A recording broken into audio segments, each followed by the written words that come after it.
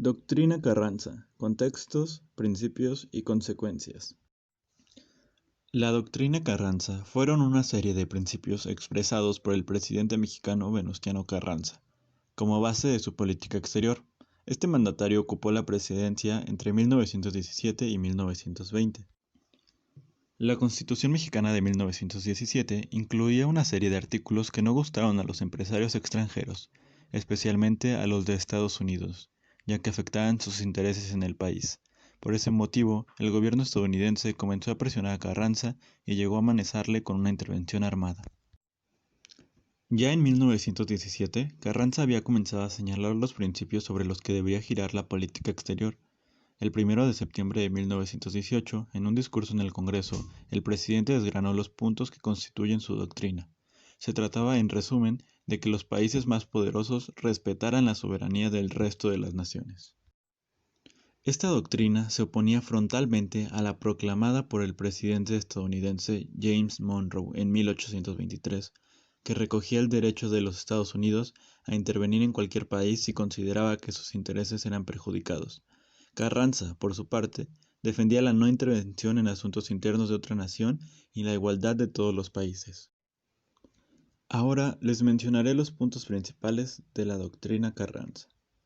La doctrina establece que todos los países son iguales en derecho. Por ese motivo, es obligatorio respetar sus instituciones, soberanía y leyes.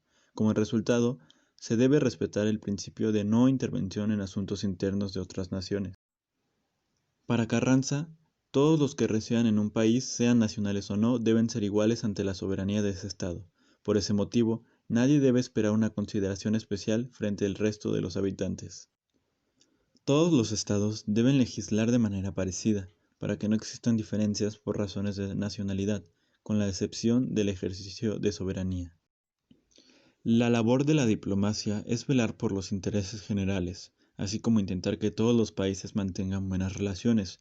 Eso implica que no debe usarse para proteger intereses particulares ni para obligar a países menos poderosos a someterse a los deseos de las potencias.